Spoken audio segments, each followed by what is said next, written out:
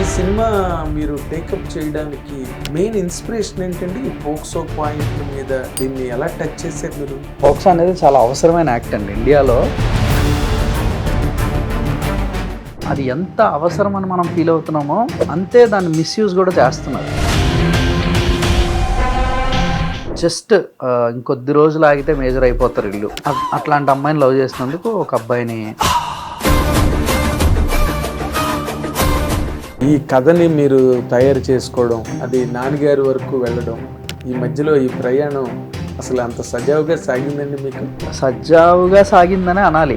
ఎందుకంటే నాకు ఒడిదుడుకుల ఇబ్బందుల కన్నా ఎవరిని చూపించి మనం బిజినెస్ చేస్తున్నామో వాళ్ళ మీద కాకుండా వేరే వాళ్ళ మీద ఖర్చు పెట్టాలి ఈ సినిమాలో. ఎందుకు ఖర్చు పెడతాను నేను అంటారు ప్రొడ్యూసర్. ఎవరైనా అలా ఏం అనకుండా ఒక వ్యక్తి ప్రొడ్యూస్ చేయాలి ఈ సినిమాని. అది నాని, అక్కడ నానిగారు.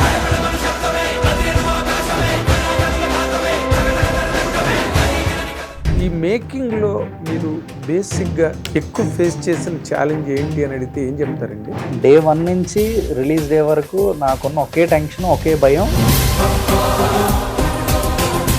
ఈ డైరెక్షన్ వైపుకు రావాలి, లేకపోతే ఈ కైండ్ ఆఫ్ ఏరియాలోకి రావాలని మీకు ఇన్స్పిరేషన్ ఏంటండి? సినిమాలు అంటే ఏంటని ఆలోచించడం మొదలు పెట్టించిన సినిమాలు. ఇన్స్పిరేషన్ కృష్ణవంశీ గారు. జాబ్ చేయాల్సిన పరిస్థితి వస్తే లేదు చేయనని చెప్పి ఇచ్చేసాను. శివాజీ అగ్రెషన్, అసలు శివాజీ ఇంత గ్రేట్ యాక్టరా? నేను అనుకున్నాను షూట్ చేస్తున్నప్పుడు మానిటర్లు తినేస్తున్నాడు స్క్రీన్ మీద.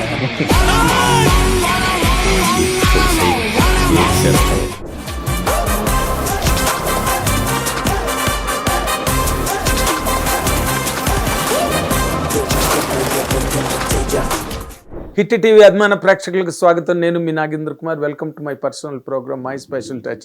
It is 100% a special touch. ఇటీవలే విడుదలైన కోర్టు ఎంత ఘన విజయం సాధించిందో, ఎంత డ్రమాటిక్ ఫిల్మో, ఎంత కంటెంట్ ఓరియంటెడ్ ఫిల్మో, ఎంత ఎకడమిక్ ఫిల్మో అయినప్పటికీ కూడా మాస్ నుంచి క్లాస్ ప్రేక్షకుల వరకు అందరినీ ఉర్రూతులూపి విడుదలైన ప్రతి చోట బ్రహ్మాండమైన విక్టరీని సాధించిన ఆ సినిమా డైరెక్టర్ రామ్ జగదీష్ ఇప్పుడు మనతో పాటు స్టూడియోలో ఉన్నారు.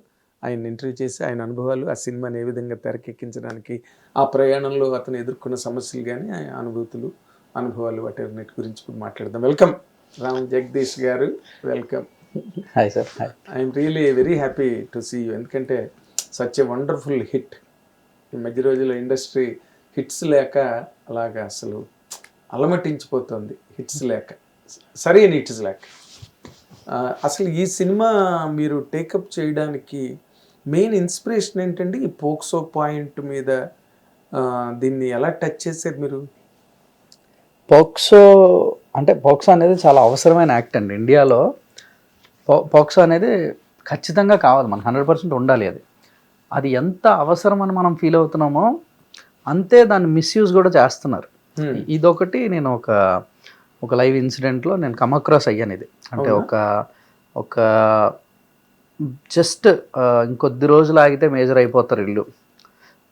అట్లాంటి అమ్మాయిని లవ్ చేసినందుకు ఒక అబ్బాయిని జైల్లో వేయడం ఇట్లాంటిది. అంటే ఒక 18 years బిలో ఉన్న అమ్మాయిని లవ్ చేస్తే ఒక 19 years కుర్రాడిని కూడా లోపలేస్తారు అనే విషయం తెలుసుకున్నప్పుడు నేను చాలా ఏంటిది ఇలా ఉంటుందా అసలు అని చెప్పి, ఏంటిది అంటే పోక్సో యాక్ట్ అన్నారు. ఈ యాక్ట్ ఇలాగే ఉంటుంది అన్నారు. యాక్ట్ అలాగే ఉండడం ఏంటిది అని చెప్పి ఆ యాక్ట్ గురించి చదవడం మొదలుపెట్టా. యాక్ట్ని చదివి ఇట్లా ఇంకేం ఉన్నాయి అంటే పోక్సో వల్ల ఖచ్చితంగా లాభపడిన సందర్భాలు, అన్యాయం జరిగిన వాళ్ళకి న్యాయం జరిగిన సందర్భాలు ఇవన్నీ ఉన్నాయి. పోక్సో వల్ల ఇవన్నీ జరిగాయి. కానీ ఏ తప్పు చేయకుండా అన్యాయం అయిపోయిన వాళ్ళు కూడా ఉన్నారు అదే యాక్ట్ వల్ల. కొన్ని వేల మంది ఉన్నారు అలాంటి వాళ్ళు. నేను రీసెర్చ్ చేసుకుంటూ వెళ్తే across AP, Telangana thousands of cases ఉన్నాయి మిస్యూజల్ ఆఫ్ పోక్సో మీద. షాక్ అయ్యాను నేను చూస్తే. అవన్నీ చూసి లేదు ఇది తెర మీద చెప్పాల్సిన కదా అని అనిపించింది. సో ఆ కేసులన్నిటి సమాహారమే కోర్టు సినిమా. బట్ ఈ కథని మీరు తయారు చేసుకోవడం, అది నాన్నగారి వరకు వెళ్ళడం, ఈ మధ్యలో ఈ ప్రయాణం అసలు అంత సజావుగా సాగిందండి మీకు? సజావుగా సాగిందనే అనాలి. ఎందుకంటే నాకు ఒడిదుడుకుల ఇబ్బందుల కన్నా అత్యంత ఛాలెంజింగ్గా అనిపించింది ఆ వెయిటింగ్ పీరియడ్, ఆ ఓపిక. ఓన్లీ ఖాళీగా ఎదురు చూస్తూ ఉండాలి అంతే. ఆ వెయిటింగ్ ఒక్కటే టఫెస్ట్ టాస్క్ ఇక్కడ, అంతే తప్ప ఇంకేదో అద్భుతం జరిగిపోవాలనో అదేం కాదు. నాన్నగారు అపాయింట్మెంట్ దొరకాలి, అదొక్కటే. అంటే ఈ కథ ఇంకెవరికి చెప్పినా పని అవ్వదేమో, ఇంకెవరికి చెప్పినా ఇది అర్థం కాదు. నా బాధ నాది, ఎవరికి కథ అర్థం కాదు వాస్తవంగా. ఇప్పుడు పేపర్ మీద చూడండి ఇదే కథను మీరు, ఒక తేజ అనే క్యారెక్టర్ మీద సినిమా ఓపెన్ అవుతే అతని కథలా వెళ్తూ ఉంటే సడన్గా మధ్యలో కట్ చేసి చందు అనే క్యారెక్టర్ కథను ఓపెన్ చేస్తాం, చందు జాబిలి లవ్ స్టోరీ చెప్తూ ఉంటాం. ఇది వెళ్తూ ఉంటే మధ్యలో అసలు కేసు ఏంటని అతను అడుగుతాడు మళ్ళీ తేజ. అప్పుడు కేసు ఎలా జరిగిందని చెప్పి మళ్ళీ చందు కథే చెప్తాము. మళ్ళీ తేజ దగ్గరికి వచ్చేసరికి ఇంటర్వెల్.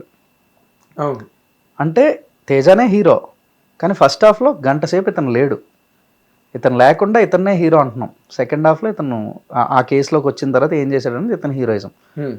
ఇప్పుడు ఏ హీరో ఒప్పుకోడు ఈ కథ, ఫస్ట్ హీరో దొరకడు ఈ కథకి, తర్వాత ప్రొడ్యూసర్ చాలా లెక్కలు ఉంటాయి కదండి, బోల్డ్ అన్ని క్యాల్కులేషన్స్ ఉంటాయి. వీటన్నిటితో ఆలోచిస్తే ఈ కథను ఎవరు చేయరు సినిమా. ఇవేవి ఆలోచించకుండా ఈ కథ తాలూకా ఒరిజినల్ ఎసెన్స్ని అర్థం చేసుకుని దీన్ని ప్రొడ్యూస్ చేయగలిగే మనిషి నానిగారు అని చెప్పి నాకు ఎందుకు అనిపించిందో తెలియదు, అదే అనిపించింది, అదొకటే అనిపించింది. దాని మీద స్టిక్ ఆన్ అయ్యి అలా కూర్చున్నాను అంతే. ఎన్నాళ్ళు ఉన్నారండి అలాగే? 8 నెలలు ఉన్నాను. 8 నెలలు ఓన్లీ నాన్నగారు అపాయింట్మెంట్ కోసం వెయిట్ చేశాను. అదంతా ప్రియదర్శి త్రూనే. ఫస్ట్ ప్రియదర్శి అంటే ఈ కథకి హీరో దొరకడమే కష్టం అన్నాను కదా నేను, అది నాకు చాలా ఈజీగా జరిగిపోయింది. ప్రియదర్శి ఒప్పుకున్నాడు. ఫస్ట్ కోర్ట్ అనే కథలోకి ఫస్ట్ వచ్చింది ప్రియదర్శి. కథ డెవలప్ అవ్వడమే ప్రియదర్శితో డెవలప్ అయింది. బిల్డింగ్ అంతా కూడా Priyadarshi presence in the sense ఆయన ఇక్కడ కూర్చున్నాడని కాదు, ప్రియదర్శిని దృష్టిలో పెట్టుకొని చేసింది అంతా. ఎందుకంటే ఈ కథ నేను చేస్తానరా, ఇంకెవరికి చెప్పొద్దు, నా దగ్గరే ఉంచు, ఇంకెవరి దగ్గరికి వెళ్ళొద్దు అని చెప్పి నాకు ఒక కాన్ఫిడెన్స్ ఇచ్చిన వ్యక్తి ప్రియదర్శి.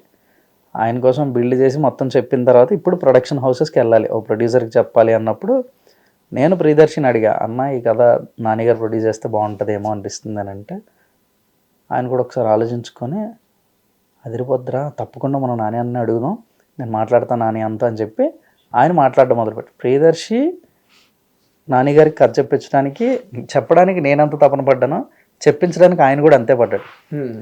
నా 8 నెలల నిరీక్షణలో ఆయన కూడా ఉన్నాడు, సపోర్ట్గా ఉన్నాడు. సపోర్ట్ అపాయింట్మెంట్ కోసం ట్రై చేసింది అంతా ఆయన చేశాడు. Finally happened. మరి అంటే ఇంకే నిర్మాత దగ్గరికి మీరు వెళ్ళాలని అనుకోలేదు? వెళ్ళలేదు. ఎవరు వినరు ఇది కథ చెప్పినా ఎవరికి అర్థం కాదు. ఇప్పుడు చెప్పండి, మీరే ప్రొడ్యూసర్ అనుకోండి, ఏదైనా మంచి ప్రొడక్షన్ హౌస్ సక్సెస్ఫుల్ ఫిల్మ్స్ చేస్తున్నారు అనుకోండి, మీకు వచ్చి నేను కోర్టు కథ చెప్తే అర్థం అవుతుందా?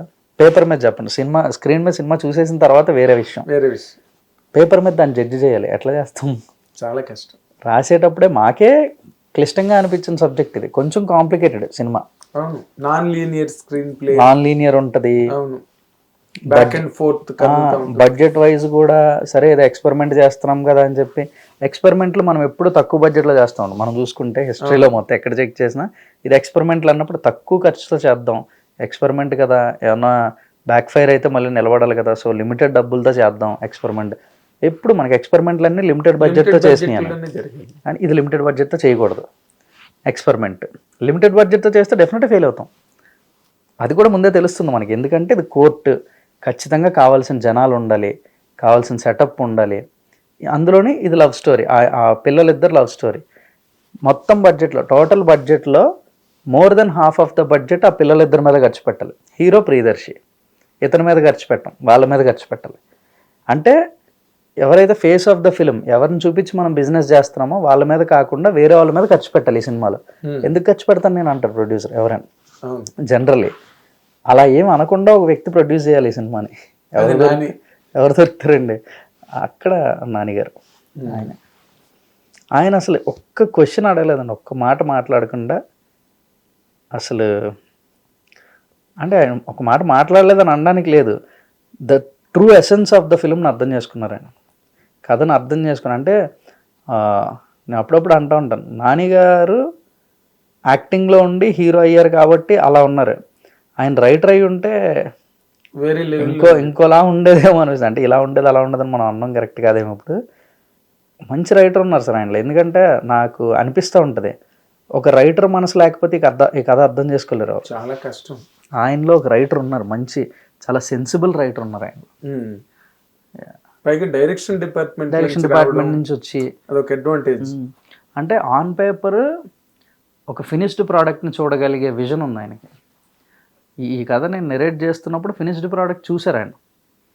తర్వాత లాస్ట్లో మొత్తం సినిమా అంతా అయిపోయిన తర్వాత నాతో మాట్లాడుతున్నప్పుడు, నువ్వు చెప్తున్నప్పుడు నేను ఒక సినిమా ఊహించాను జగదీష్, ఊహించిన సినిమాకి 60% 70% రీచ్ అవుతాం మనం షూటింగ్ అంతా చేసినప్పుడు. ప్రాక్టికల్ రీజన్స్ చాలా ఉంటాయి, అనుకున్నట్టుగా రాదు, 100 కారణాలు ఉంటాయి. కానీ మనం అనుకున్న దాంట్లో 60-70 రీచ్ అయినా ఎక్సలెంట్గా ఉన్నట్టు సినిమా. మనం ఊహించిన దానికి 60-70 రీచ్ అయితే సాటిస్ఫాక్షన్ వస్తుంది మనకి.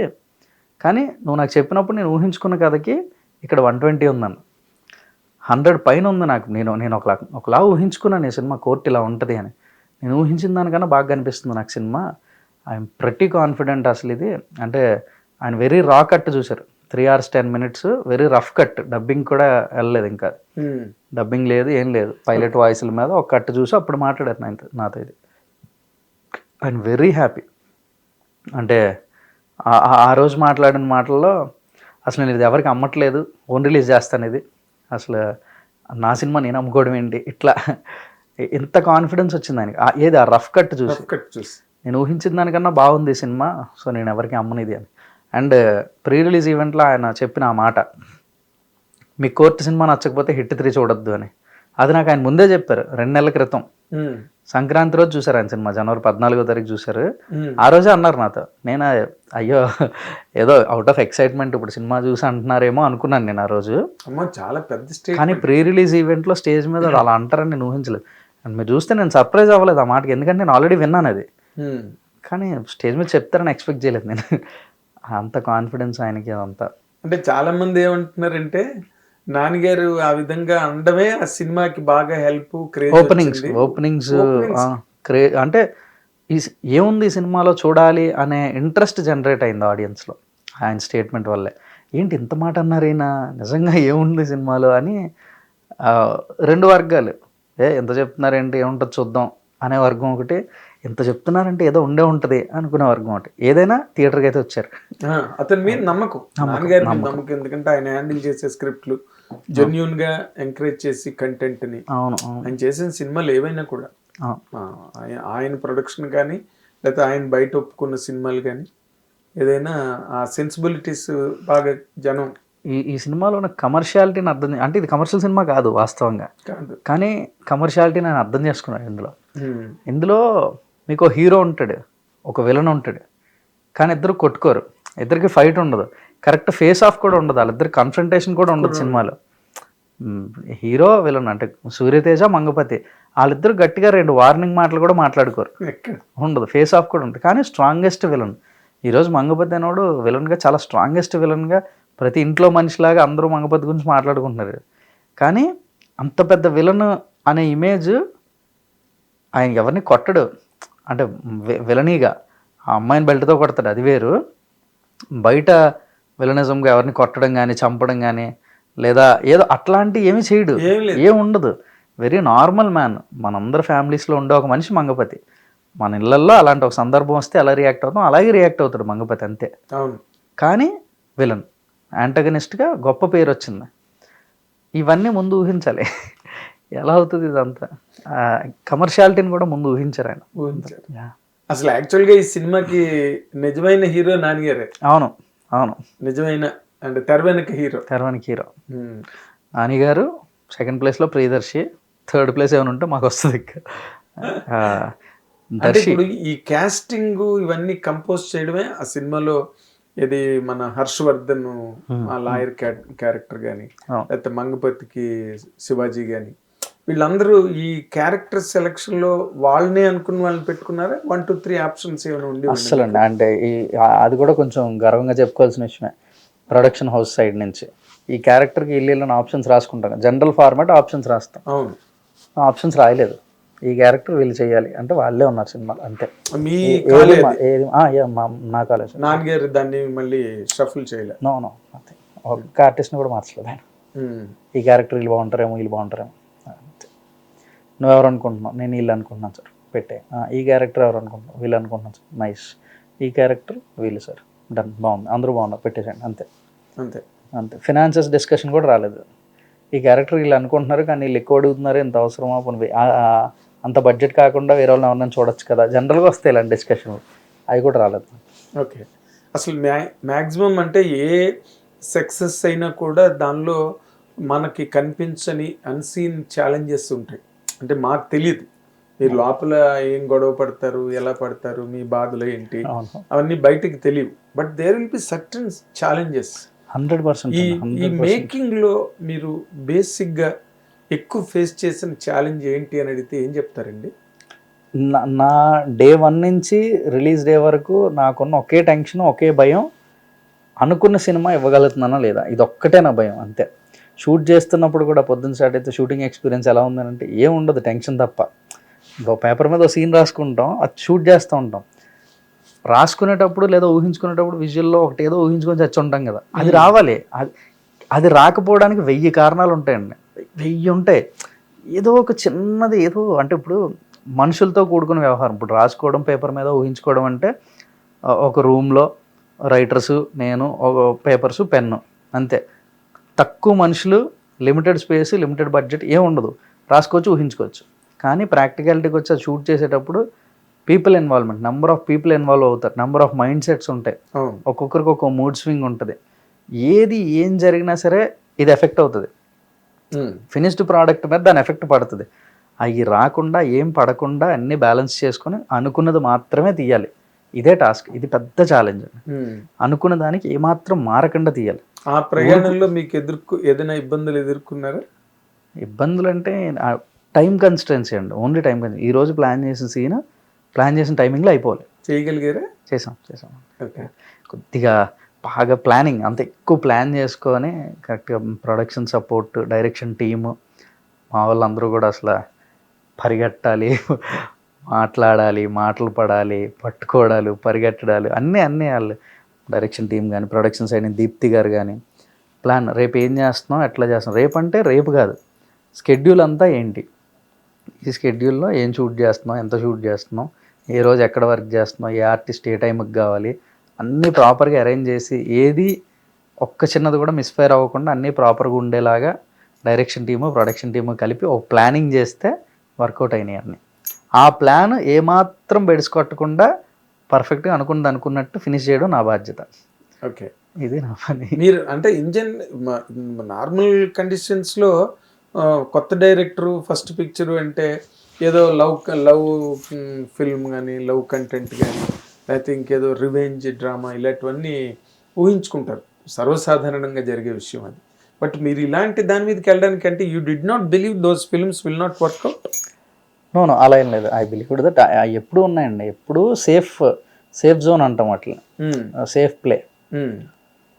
అవి సేఫ్ ప్లే అయినప్పుడు నా ఉద్దేశంలో ఇది కూడా సేఫ్ ప్లేనే, ఇది 100% సేఫ్ ప్లే. ఎందుకంటే ఇప్పుడు రెగ్యులర్గా మీరు అన్నట్టు ఒక రామ్ కామో లేదంటే ఒక చిన్నపాటి ఎంటర్టైనర్, కమర్షియల్ ఎలిమెంట్స్ అన్నీ పెట్టుకొని ఒక ఎంటర్టైనర్ లాంటిది ఏదైనా రాసి చేయొచ్చు, అది సేఫ్ జోన్ అని మనం అంటాం.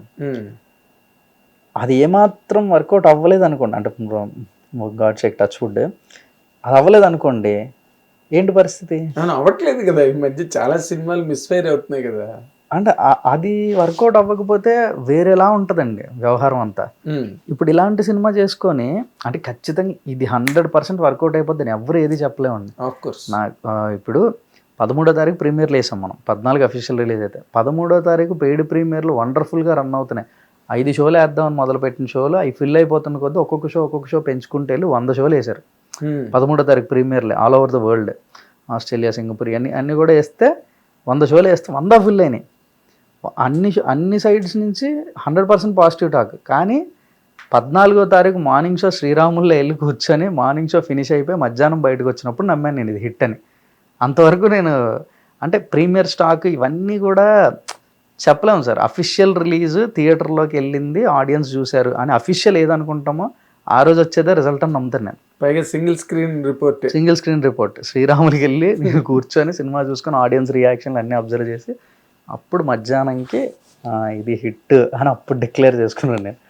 అంతవరకు మనకు భయం ఉంటుందండి. ఆ భయం నాకు ఆ రోజు మధ్యాహ్నం వరకు ఉంది, భయపడుతున్నాం. అప్పటికి ముందు తెలిసిపోయింది హిట్, ఓకే మంచి హిట్, ఒక పక్క నుంచి బ్లాక్ బస్టర్ అని అంటున్నారు, ఇవన్నీ వస్తున్నాయి. కానీ ఎక్కడో తెలియని ఒక ఇది లాగుతూ ఉంటుంది కదా. అట్లాంటి ఇండస్ట్రీ అండి ఇది. వెరీ వల్నరబుల్, మనం వెరీ వల్నరబుల్. అసలు దేన్ని మనం ఏం అనలేము, అన్ని యాక్సెప్ట్ ఫర్ గ్రాంటెడ్ గా తీసుకోలేము దేన్ని మనం అన్ని యాక్సెప్ట్ చేయాలంతే. ఇప్పుడు వర్కౌట్ అయిందా లేదా అనే విషయం ఆ రోజు తెలుస్తుంది. ఆ రోజు వరకు ఎంత అద్భుతమైన సినిమా తీసినా ఒక చిన్నపాటి టట్ ఉంటుంది, అది ఉంది. ఇప్పుడు ఒక రెగ్యులర్ సినిమా తీసినా ఆ రోజు వరకు వెయిట్ చేయాలి, ఆ రిజల్టే వినాలి, అంతవరకు ఆగాల్సిందే. ఇట్లాంటి సినిమా చేసినా ఆ రోజు వరకే ఆగాలి. ఇప్పుడు ఆ రెగ్యులర్ సినిమా ఆ రోజు దాకా వెళ్ళిన రోజు ఇది వర్కౌట్ అవ్వలేదని అనిపించింది అనుకోండి, ఒక డిస్సాటిస్ఫాక్షన్ ఉంటుంది తెలియకుండా. ఇట్లాంటి సినిమా వర్కౌట్ అవ్వలేదు అనుకోండి, నాకు సాటిస్ఫాక్షన్ ఉంటుంది. అర్థమైంది కదా. అంటే ఏదేగా వెళ్ళి తీసాను, ఒక డిఫరెంట్ ఫిల్మ్ తీసానని, ఒక డిఫరెంట్ ఫిల్మ్ తీసానని నేను అనుకోను, కానీ జెన్యూన్ అటెంప్ట్ చేశాను అనుకుంటాను. జెన్యూన్ సినిమా కాదా, డిఫరెంట్ సినిమా తీస్తున్నానని నేను ఎప్పుడు అనుకోలేదు సార్. ఇది అది మొత్తం పాత్ బ్రేకింగ్, అసలు స్టీరియో టైప్స్ అన్ని బ్రేక్ చేసేసి ఒక డిఫరెంట్ వెరైటీ ఫిల్మ్ తీస్తున్నానని నేను అనుకోలేదు. జెన్యూన్ సినిమా తీస్తున్నాం అనుకున్నాను అంతే. డిఫరెంట్గా ఏం చేయలేదు సార్. అంతా నేల మీదే ఉంటుంది, అంతా గ్రౌండెడ్, మనకి తెలిసిన క్యారెక్టర్లే, మన చుట్టూ ఉండే మనుషులే. స్టార్టింగ్ డిస్క్లైమర్లో అది కూడా వేద్దాం అనుకున్నాను నేను. ఏంటి ఈ చిత్రంలోని పాత్రలన్నీ కల్పితాలు అని వేస్తాం కదా, అది చిన్న ఎక్స్టెన్షన్ వేసి ఈ చిత్రంలో పాత్రలన్నీ కల్పితాలే కావచ్చు, కానీ కరెక్ట్గా అబ్జర్వ్ చేస్తే మన చుట్టూ తిరిగే పాత్రలే ఉంటాయని చెప్పేద్దాం అనుకున్నా.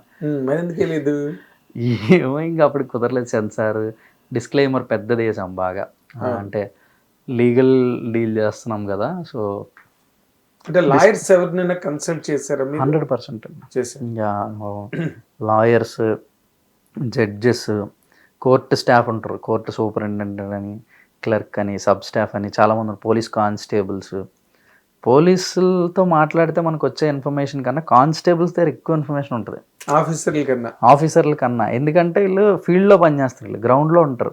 ఇప్పుడు ఎక్కడైనా ఒక క్రైమ్ సీన్ జరిగింది అని అంటే అక్కడికి ఫస్ట్ కానిస్టేబుల్స్ వెళ్తారు, ఎస్ఐ రేంజ్ వరకు.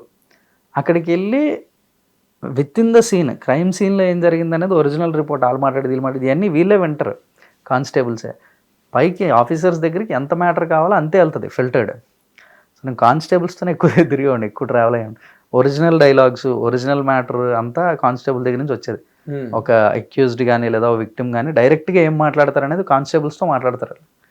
వాళ్ళ చుట్టుపక్కల వాళ్ళు కానీ వీళ్ళంతా అవన్నీ వినేవన్నీ డైరెక్ట్గా చెప్తా ఉంటారు. వీళ్ళ దగ్గర నుంచి రా ఉంటుంది ఇన్ఫర్మేషన్, రా ఇన్ఫర్మేషనే ఉండదు అంతా మన దగ్గర. ఓకే, అసలు ఈ డైరెక్షన్ వైపుకు రావాలి, లేకపోతే ఈ కైండ్ ఆఫ్ ఏరియాలోకి రావాలని మీకు ఇన్స్పిరేషన్ ఏంటండి?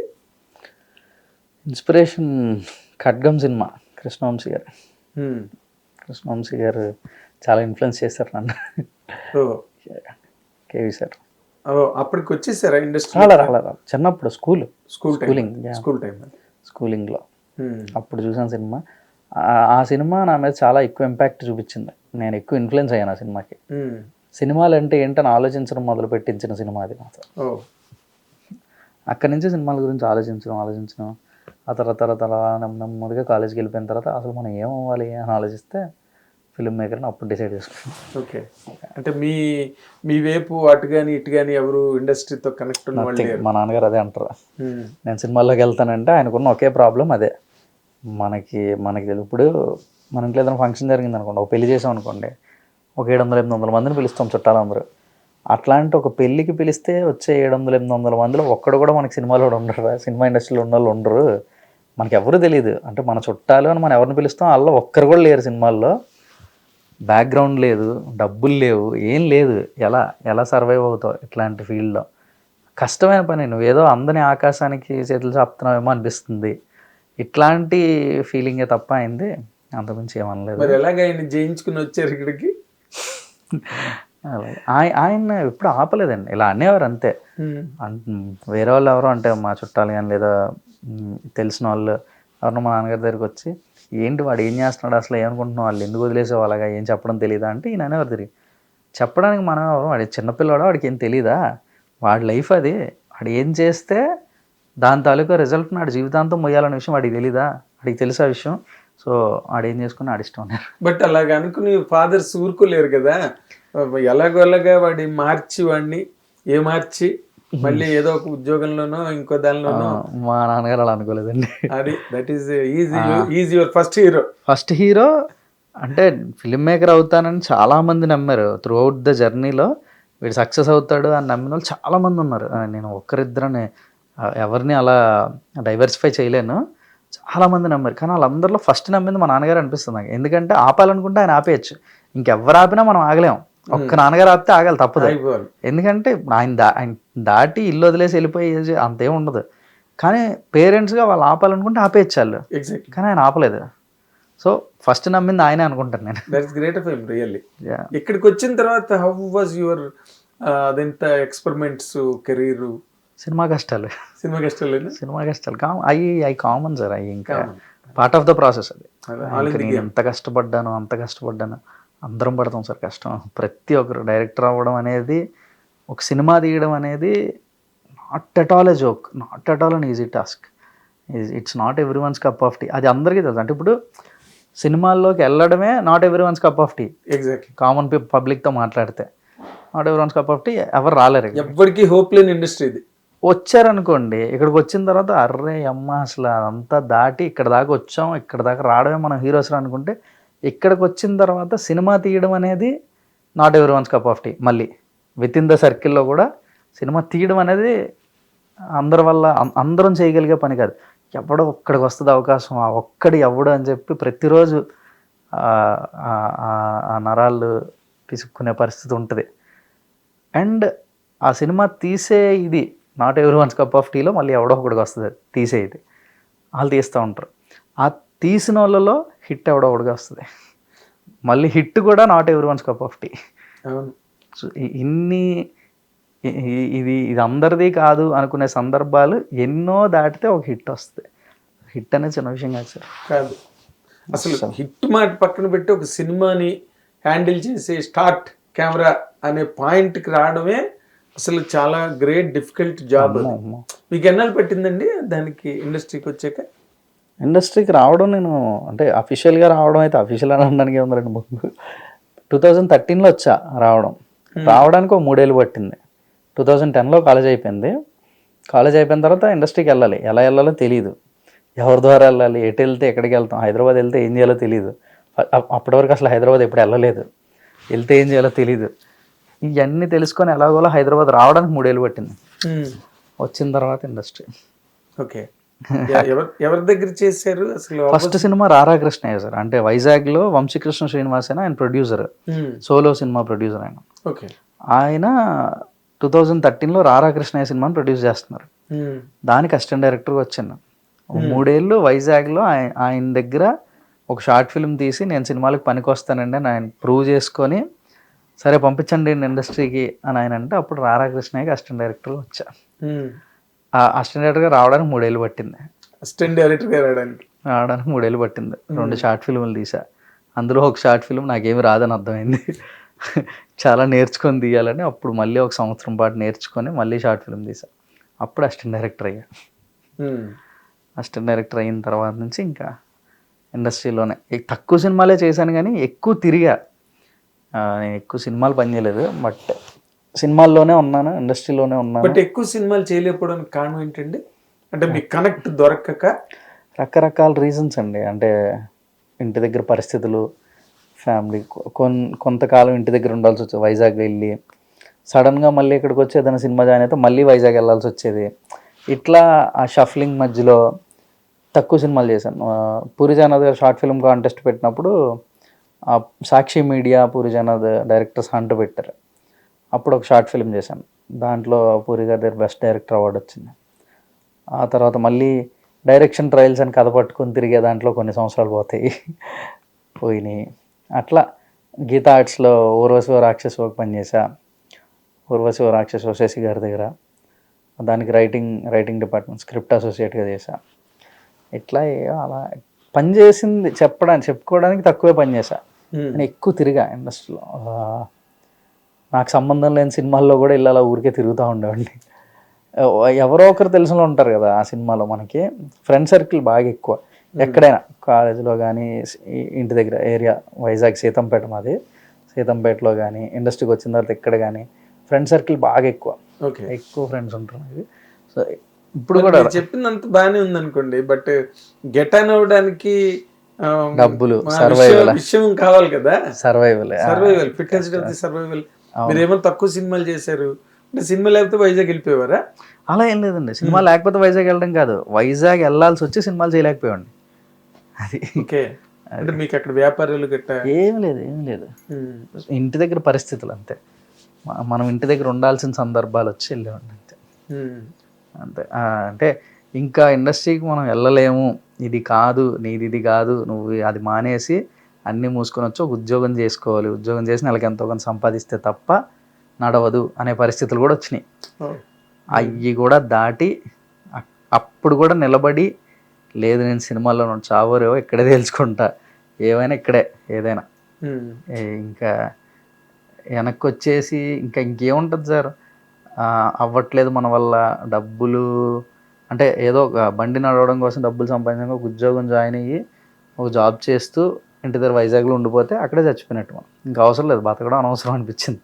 ఎందుకులే, ఏదో ఒకటి అక్కడే తెలుసుకుందాం, ఉన్నది ఒక్క లైఫ్, చావరేవో అక్కడే చూసుకుందాం అని చెప్పి బస్ ఎక్కి మళ్ళీ వచ్చా. పెద్దిలో రామ్ చరణ్ డైలాగ్ ఉంది కదా,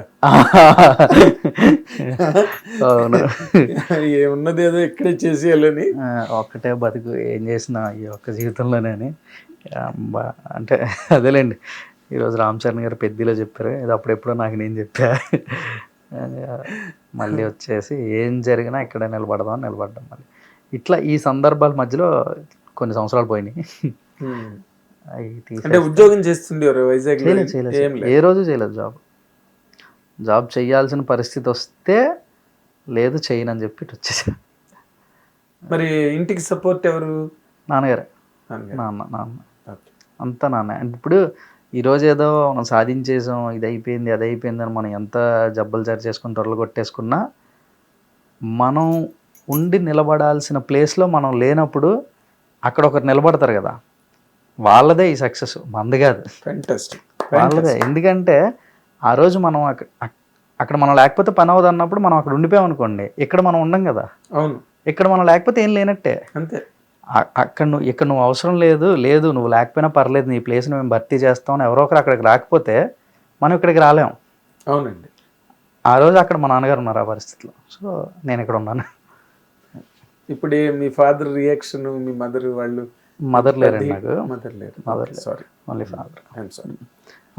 ఫాదర్ రియాక్షన్ ఎట్లా? బాగా వెరీ హ్యాపీ అండి. ఆయన హ్యాపీ అంటే ఆయన ఎంత హ్యాపీగా ఉన్నారో ఏం ఎక్స్ప్రెస్ చేయరు, మనకి చెప్పరు, నాతో ఏ మాట మాట్లాడరు. అంటే very typical middle class father అంతే. ఏదొచ్చినా, అంత పెద్ద ఆనందం వచ్చినా బాగుంది, ఆ ఒక్క మాటతో ఆయన హ్యాపీనెస్ అంతే. ఎంత బాధ వచ్చినా ఒక్క మాట బయటికి చెప్పరు, వస్తుంటే పరిస్థితులు అన్నీ దాటాలి అంతే అని ఒక మాటతో ఆ బాధలు ఆ కష్టాలన్నీ భరిస్తూ ఉంటారు. అట్లాంటి మనిషి ఆయన అంతే. కానీ ఆయన కళ్ళల్లో తెలుస్తుంది నాకు ఇప్పుడు ఆ హ్యాపీనెస్ అంతా. ఆయన మాట్లాడకపోయినా ఆయన ఆ చిన్న నవ్వులో ఆ కళ్ళల్లో తెలుస్తుంది. మీరు ఒక్కరే సన్నా? ఇద్దరు అక్కలు. ఓకే. ఇద్దరు అక్కల తర్వాత నేను. ఇద్దరు అక్కలు మ్యారీడ్. ఓకే. అంటే మొన్న అనిల్ రావిపూడి వాళ్ళ ఫాదర్ని తీసుకొచ్చి, ఆయన ఆర్టీసీలో ఏదో పని చేస్తారు, ఆయన తీసుకొచ్చి స్టేజ్ మీద నిలబెట్టి, అదంతా ఒక మంచి సీన్ అది. అవును. తను ఎలా కష్టపడి బయటకు వచ్చాడు. మీ ఫాదర్ని పట్టుకొస్తారా ఫంక్షన్కి? ప్రీ రిలీజ్ ఈవెంట్కి వచ్చారుగా మా ఫాదర్, స్టేజ్ మీద తీసుకొచ్చా. ఎగ్జాక్ట్లీ. అంటే ఈజ్ ది మ్యాన్. మీరు ఇందాక అన్నట్టుగా ఏదో ప్రతి మగాడి వెనకాతల స్త్రీ ఉంటుందని అంటారు, కానీ మీకు మీ వెనకాతల పురుషుడే ఉన్నాడు కదా. అవును. ఇప్పుడు సక్సెస్ ఇంత పెద్ద హిట్ కొట్టిన తర్వాత నాన్నగారి రియాక్షన్ ఏంటండి? నాన్నగారుదా? ఏదో మీకు మంచి గిఫ్ట్ ఇచ్చారని విన్నాం అసలు. అయ్యో, ఆయన మంచితనం సార్ అంతే. అదే కార్ ఏదో ఇచ్చారని విన్నాం. ఇచ్చారు సార్, ఇచ్చారు. Very good. అంటే అవన్నీ జరుగుతాయి. వినాయక్ గారు కూడా ఫస్ట్ ఆది సినిమా హిట్ అయినప్పుడు ఆయనకు కూడా డిస్ట్రిబ్యూటర్లు అందరూ లేకపోతే ప్రొడ్యూసర్ గారు ఆయనకు ఒక కార్ గిఫ్ట్గా ఇచ్చారని అప్పుడు అనుకున్నారు. అది కామన్ నార్మల్గా. ఇక్కడ చాలా మంది. ఇప్పుడు నాకు కూడా చాలా చాలా గర్వంగా చాలా ఆనందంగా చెప్పాలని ఉంది. నాకు ఇలా ఇచ్చారండి అంటే అదొక అచీవ్మెంట్ కదా. ఇప్పుడు ఆ నానిగారు లాంటి వ్యక్తి అంటే ఆయన ప్రొడక్షన్ హౌస్ తరఫున ప్రొడ్యూసర్స్ మా ప్రశాంతి గారు, నాని గారు, దీప్తి గారు గిఫ్ట్ ఇచ్చారు అనేది నాకు అచీవ్మెంట్. అది చెప్పుకోవాలని ఉంటుంది నాకు గర్వంగా. కానీ ఆయన అంత ఇష్టపడరు అది. ఈ చెప్పడం ఏంటి అంటే అలా నాకు గిఫ్ట్ ఇస్తే అది బయటికి చెప్పుకోవాలి అన్నట్టు కాదు కదా అనేది ఆయన మైండ్ సెట్ అట్లా ఉంటుంది. అందుకే నేను అంత గట్టి చెప్పట్లేదు, లేదంటే గట్టిగా అరిచి చెప్తా. మీరు చెప్పినా చెప్పకపోయినా న్యూస్ అయితే ఆగదు కదండి. సినిమా ఇండస్ట్రీ చాలా చిన్నది సార్. న్యూస్ నేను కాదు, న్యూస్ అంతే. News maker. నాకు యూ డు నాట్ నో. మీరు నాన్నగారి స్కేల్లో మీరు మాట్లాడకపోవచ్చు కానీ బట్ ఇండస్ట్రీకి రోజున కోర్టు ఇచ్చిన విజయం మామూలు కాదు. మీ తర్వాత వచ్చే డైరెక్టర్లు ఏదైనా ఒక కథ పట్టుకొచ్చి ఇలాంటిది ఏదైనా సార్ నేను చెప్తానండి అంటే ప్రొడ్యూసర్లు దే పే ది ఇయర్. అవును, వింటర్ ముందు ఫస్ట్ మిమ్మల్ని అయితే కొట్టేవారు. అవును, ఆ రోజు బిఫోర్ కోర్టు వెళ్తే ఏమనుకుంటున్నావు అసలు నువ్వు, గంట సేపు హీరో లేకుండా సినిమా ఏంటి అనేవారేమో. అంటే see very easily they cannot.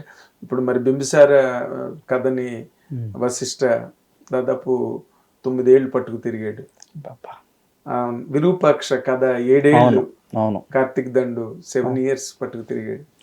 నేను ఇంటర్వ్యూ చేస్తే కళ్ళని నీళ్ళు పెట్టుకుని ఏడ్చాడు కార్తిక్ దండు. అప్పటికి ఆ కైండ్ ఆ వాతావరణం తెలియదు కదా, ఆ మాయలు మంత్రాలు ఇవన్నీ చేతబళ్ళు ఇవన్నీ. Nobody has believed him. ఇదేం సినిమా అని. మీకు నాన్నగారు వచ్చినట్టుగా ఆయనకేమో సుకుమార్ గారు వచ్చి ఇది మంచి కాదని చెప్పి ఆయన ఇన్వాల్వ్ అయ్యి మీ పాలిట ఎవరో ఒకరు అట్లా ఒక హ్యాండ్ వేయకపోతే మంచి సినిమాలు మంచి కథలు రావు సార్. అంతే, మీరు అన్నట్టు వెయిట్ చేయాలంతే. ఒప్పుకుంటారు. Nobody can help it. ఎవరేం చేయలేరు సార్. అంటే అదొకటి ఉంటుంది కదా సార్ ఇండస్ట్రీలో, మనం ఎప్పుడు అది నమ్మాలి. మంచి సినిమా దాని ప్లేస్ అది ఎత్తుక్కుంటుందని అంతే. అట్లా script finds it's way.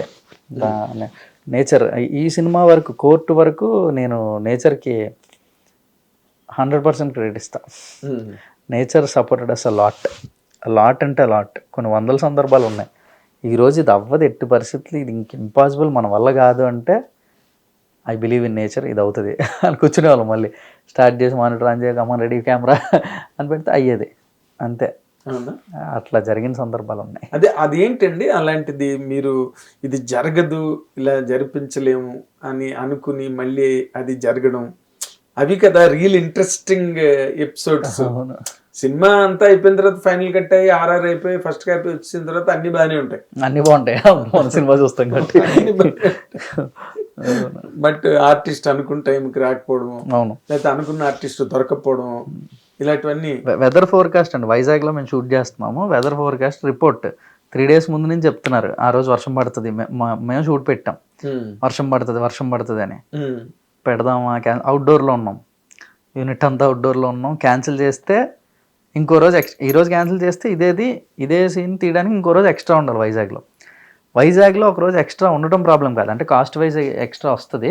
But okay, production wise Deepthi గారు ఒక రోజు ఎక్స్ట్రా ఉండడం ప్రాబ్లం కాదు మనకి. కానీ అక్కడ ఒక రోజు ఎక్స్ట్రా ఉంటే ఇమీడియట్గా అక్కడ ప్యాకప్ అయిన తర్వాత వచ్చి ఇక్కడ హైదరాబాద్లో కోర్టు షెడ్యూల్ స్టార్ట్ చేస్తున్నాం. దీనికి ఒక రోజు తగ్గిపోద్ది. ఇక్కడ ఒక రోజు తగ్గితే కోర్టులో ఆర్టిస్టుల డేట్లన్నీ వేరు. మళ్ళీ వైజాగ్ షూటింగ్లో ఉన్న ఆర్టిస్ట్ డేట్లు వేరు, అమ్మాయి అబ్బాయి వైజాగ్లో. ఇక్కడికి వస్తే కోర్టులో ఈ ఆర్టిస్టులు అంతా కాంబినేషన్ డేట్స్. ఇది పుష్ అవ్వడానికి లేదు, ఇది పుష్ అయితే మళ్ళీ డేట్లు పోతాయి. వీటి సందర్భాల్లో ఆ వెదర్ ఫోర్కాస్ట్లో వర్షం పడుతుంది అంటాడు.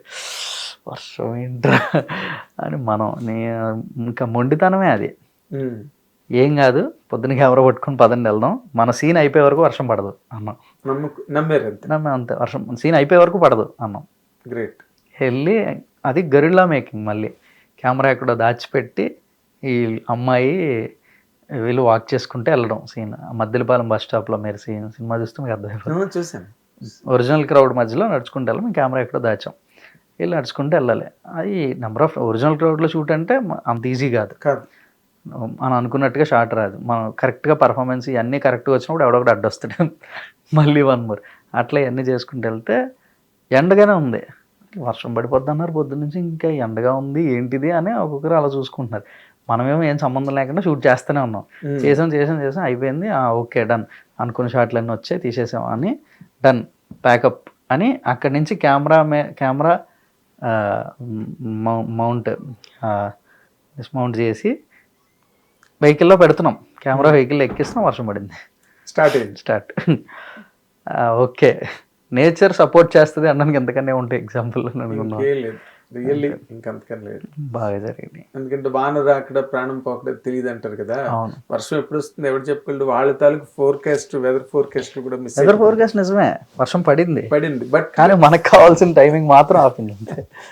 Great, really great. ఇప్పుడు మీరు నెక్స్ట్ చేయబోయే సినిమాలు ఎట్లాగా ప్లాన్ చేసుకుంటున్నారండి? ఏదైనా పిచ్ చేస్తున్నారా స్టోరీలు హీరోలకా, లేకపోతే మళ్ళీ ఇలాంటి కైండ్ ఆఫ్ కంటెంట్ ఏదైనా తేవాలన్నా? కంటెంట్ డ్రివెన్ ఫిల్మ్ అండి, డెఫినెట్లీ కంటెంట్ సినిమానే చేస్తాం. మళ్ళీ జానర్ అంటే సేమ్ ఇప్పుడు కోర్ట్ లాగే. ఇప్పుడు కోర్ట్ అనేది కోర్ట్ రూమ్ డ్రామా జానర్ అనే విషయం కథ అంతా చేసేసిన తర్వాత దానికి ఒక జానర్ ఫిక్స్ చేయాలంటే అప్పుడు కోర్ట్ రూమ్ డ్రామా అని చెప్పాం జానర్. సో ముందు జానర్ ఫిక్స్ అయ్యి సినిమా చేయడం లేదమ్మా, కట్ చేసుకుంటూ వెళ్దాం. ఆ తర్వాత అది ఏ జానర్లో పడాలో ఆ జానర్లో పడుతుంది అంతే. ఒక జానర్ ఫిక్స్ అయ్యి కట్ చేయడం అనేది అంత బిలీవ్ చేయండి నేను. కథ ఆర్గానిక్గా అది ఎట్ట వెళ్తుంది, ఎలా చెప్పాలనుకుంటున్నాం కథని అలా చెప్పేయడమే. అప్పుడు ఫిలిం లాంగ్వేజ్లో ప్రతి కథకి ఒక జానర్ ఉంటుంది, ఆ జానరాలో పడుతుంది అది వెళ్ళి. సో ఆ జానరాకి మనం కన్స్ట్రెయిన్ అయ్యి దానికి సినిమా చేయొద్దు.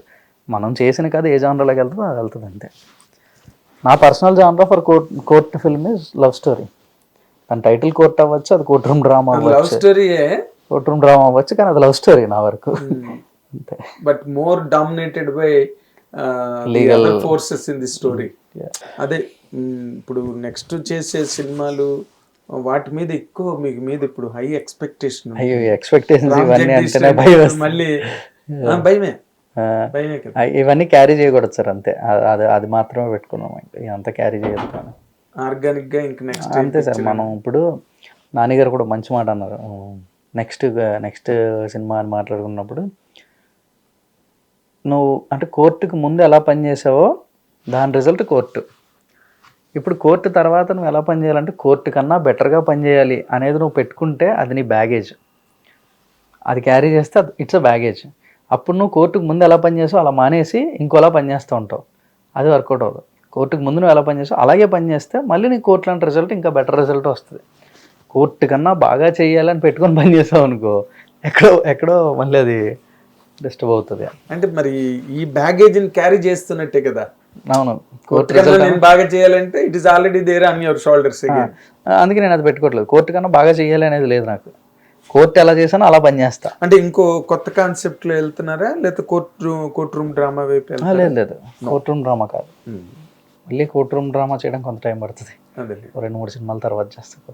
నెక్స్ట్ ఇమీడియట్ గా మీరు చేస్తున్న దాని మీదే ఎక్కువ నిఘా ఉంది ఇప్పుడు. అయ్యో చూస్తున్నా, నేను రివ్యూల్లో చదివాను.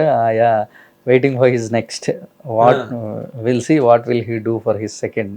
ఇట్లాంటివన్నీ చూసాను నేను కూడా. అండ్ సెకండ్ ఫిల్మ్ సిండ్రోమ్ అని ఒకటి ఉంటుంది. అవును, అయ్యో second half syndrome, second film syndrome, ఇలాంటివన్నీ ఉన్నాయి.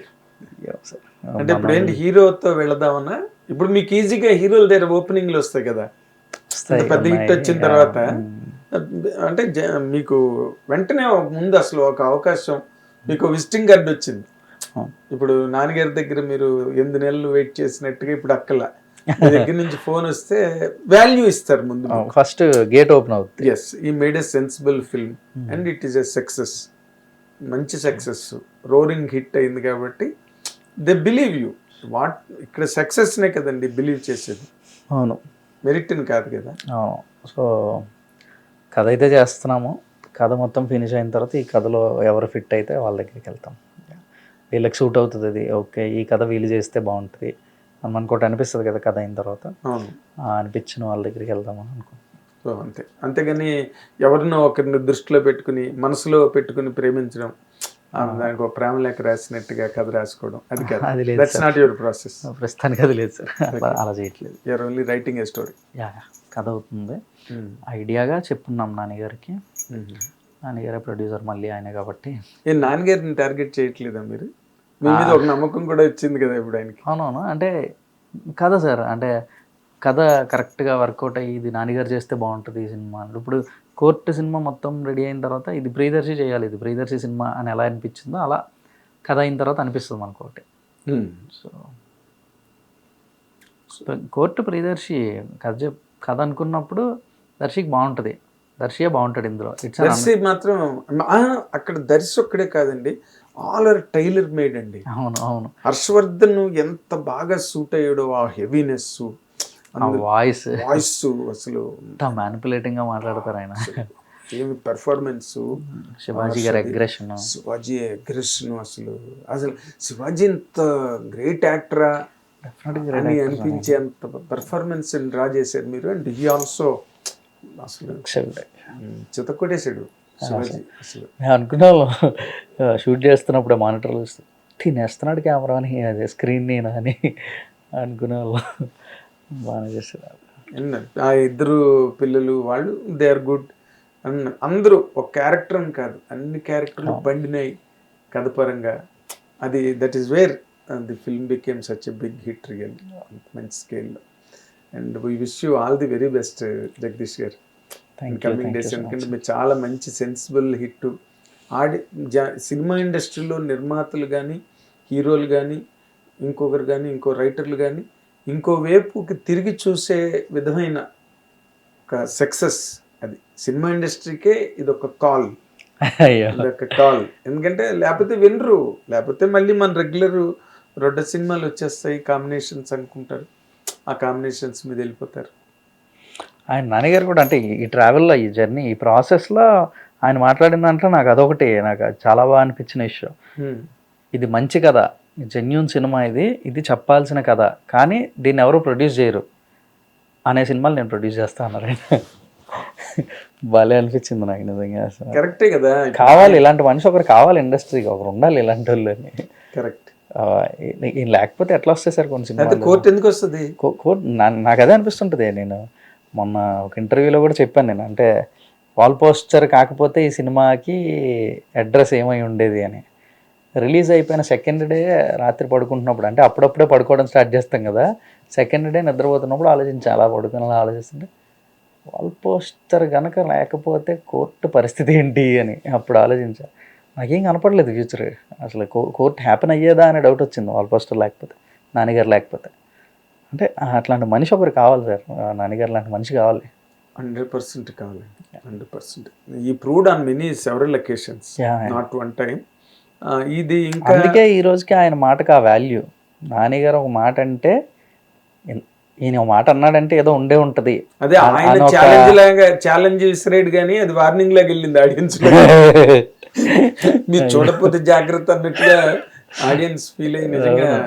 అంటే అఫ్ కోర్స్ ఎవరు ఎన్టీ రామారావు నాతో అన్నారు సార్, ఫస్ట్ షో వరకే బ్రదర్ నా ఎన్టీ రామారావు, మార్నింగ్ షో వరకే, సినిమా బాగుంటే చూస్తారు లేకపోతే లేదు అంతే. ఎన్టీ రామారావు కూడా కాపాడలేడు సినిమా అని చెప్పి అలాగా. బట్ ఆ ఫస్ట్ ఓపెనింగ్కి బాగా హెల్ప్ అయింది కదా ఆయన మాట. చాలా డిస్కషన్స్ జరిగాయి, నాన్నగారు చెప్పడం వల్ల హిట్ అయిందా లేకపోతే కంటెంట్ వల్ల హిట్ అయిందా అని కొంతమంది మాట్లాడుకున్నారు.